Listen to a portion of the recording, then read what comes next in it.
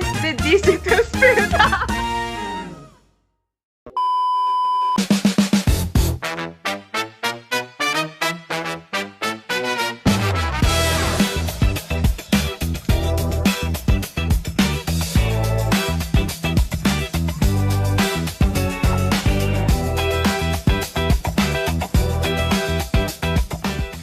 Grab your coffee, pull up a chair, and welcome back to the Syariah Law Cafe. This is the digital space where we will break down complex, sometimes intimidating legal concepts into everyday conversation you can actually understand. I am your host, Aina. If you're joining us for the first time, welcome. Today we are tackling a topic that regularly flood legal aid clinics, internet forum and family discussion, yet remain wrapped in layers of massive misconception. We are talking about nafkah, specifically, a husband legal and religious obligation to maintain his wife during their marriage. It's a topic that a lot of people think they understand until things start going downhill. To help us navigate the fine line between culture, religion, and the statutory law in Malaysia, we have our two brilliant resident experts in the studio. Say hello to Adila, our sharp legal analyst, and Shazwani, our seasoned Sharia law specialist. Salam Aina and Shahrul. It is wonderful to be back at the cafe. I brought my legal notes, my highlighters, and I am incredibly ready to dive into the statutes today. Assalamualaikum everyone. Thank you for having me. I am really excited to dive into the Hukum Syara side of things. Islamic law is actually a very fair and protective system, but unfortunately, it is often misunderstood or badly misapplied. We have a lot of ground to cover. So we have structured today's episode into two heavy-hitting segments based on real-world legal dispute and questions sent in by listener. Let's pull up to the first case. All right, let's jump straight into a scenario that we see all the time. We receive a message from a wife who asks a very direct question. She says, Is my husband genuinely fulfilling his marital duties if he only provide basic food, drink, and a roof over my head? Even then, the food is sometimes rare. He specifically tells me that cash allowance or personal items are not mandatory under Islam. So, I am forced to pay for my own basic toiletries, medical bills, and personal necessities. so is he right? Wow, Shazwani, let's start with the religious and philosophical route here. Is this husband legally or religiously correct to draw the line strictly at basic grocery and a roof? The short answer is an absolute no. This is a very common mistake and honestly, a dangerous way of thinking that many people out there still believe.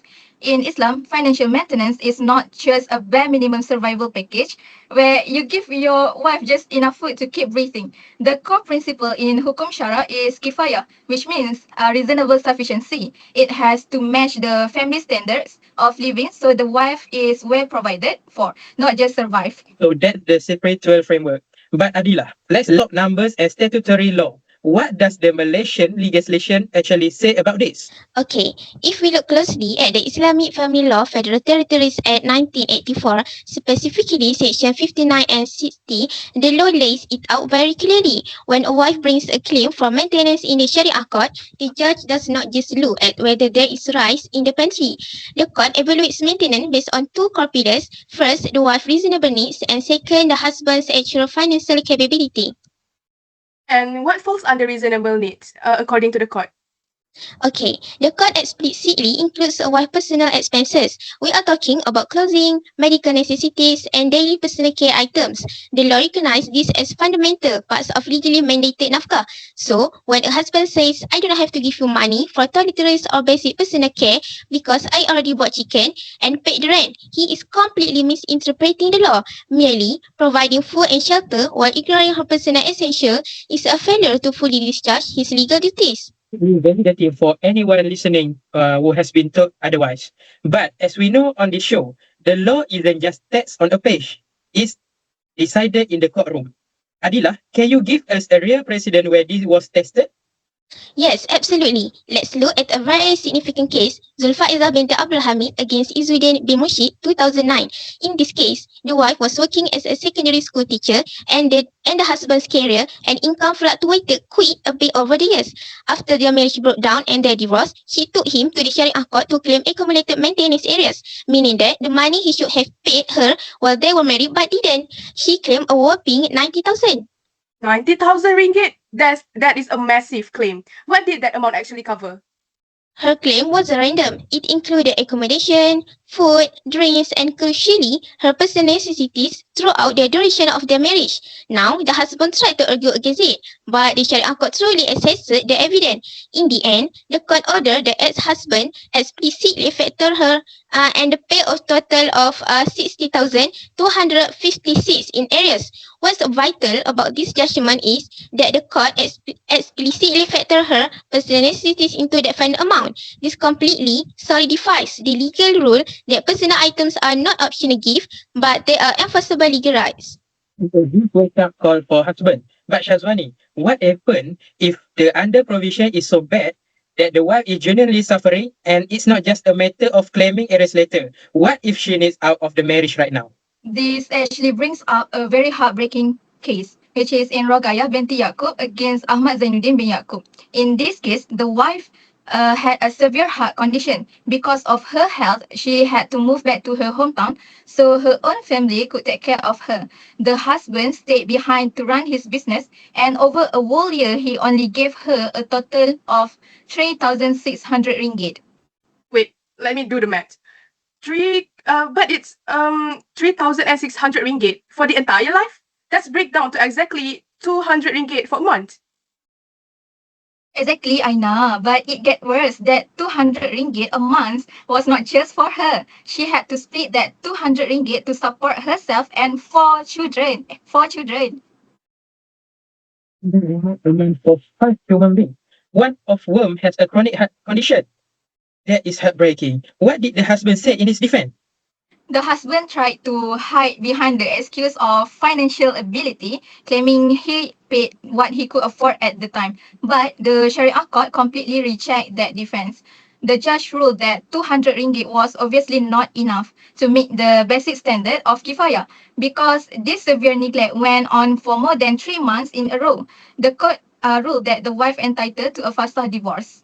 Wow, so the legal takeaway for our first segment is crystal clear. Nafkah must be satisfied sufficiently. It legally includes personal item and failing to provide it can literally cost a husband his marriage in a court of law.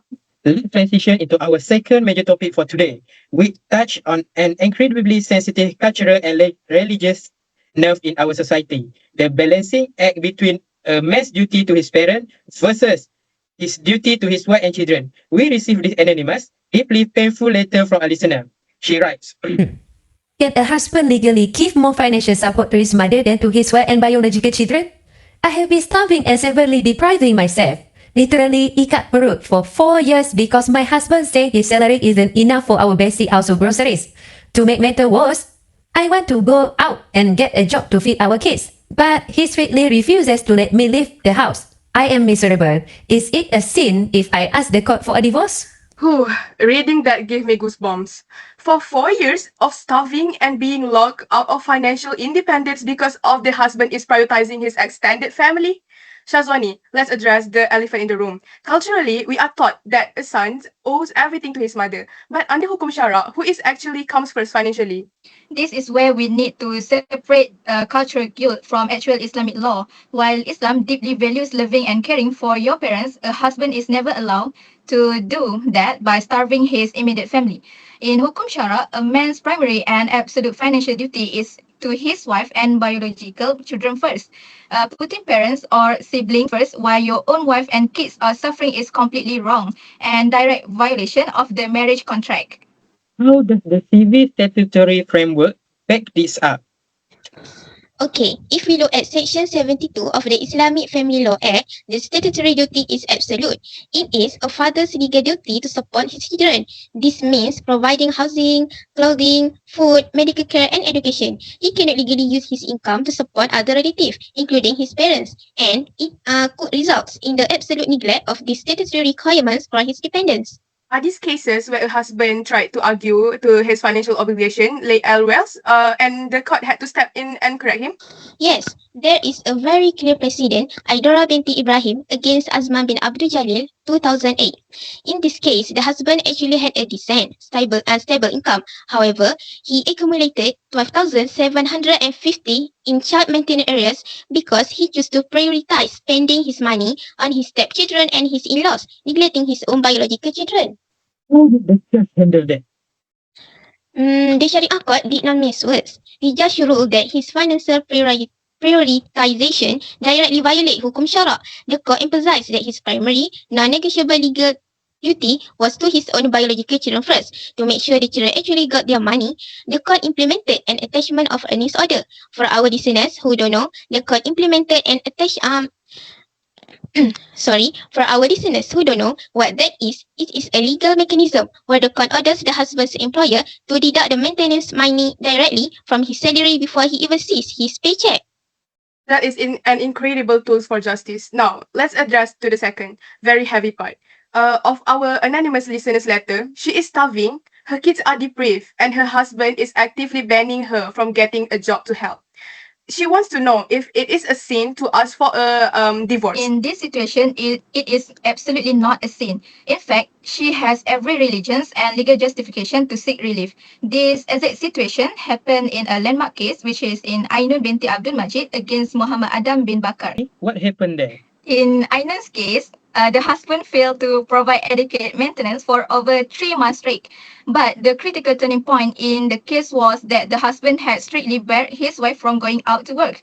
The Sharia court ruled that if a husband chooses to exercise his authority to prevent his wife from earning an income, he has an absolute duty to maintain her fully.